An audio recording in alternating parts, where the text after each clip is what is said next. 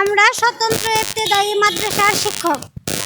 গত 20 দিন যাবৎ আমরা জাতীয় প্রেস ক্লাবে অবস্থান করতেছি, বিভিন্ন কর্মসূচি পালন করতেছি।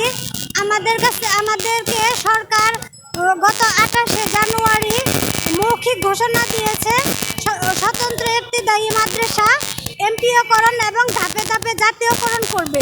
দীর্ঘ 9 মাস পেরিয়ে যাওয়ার পরও সেটার কোনো বাস্তবায়ন না পেয়ে আমরা সকল শিক্ষক শিক্ষিকাবৃন্দ এখানে অবস্থান ধর্মঘট করতেছি।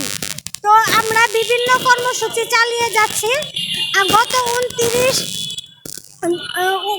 29 অক্টোবর আমরা Jamuna long march to Jamuna করেছিলাম। সেখানে পুলিশ হামলা চালিয়েছে অতর্কিতভাবে। আমার অনেক শিক্ষিকা আপু এবং ভাইয়ারা আহত হয়েছে গুরুতরভাবে।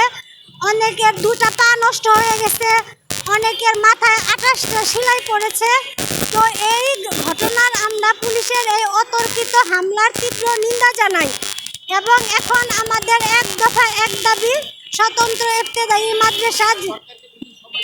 হ্যাঁ, আমরা সরকারকে 2 দিন সময় দিয়েছিলাম আমাদের জাতীয়করণ প্রজ্ঞাপন জারি করার জন্য, কিন্তু আমরা সরকারের থেকে এখনো কোনো রেসপন্স পাচ্ছি না।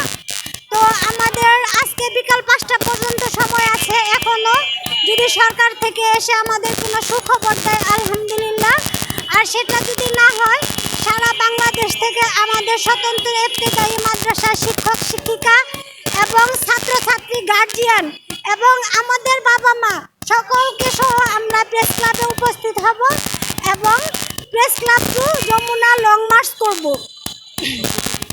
এবং কঠিন থেকে কঠোরতর কর্মসূচি পালন করব।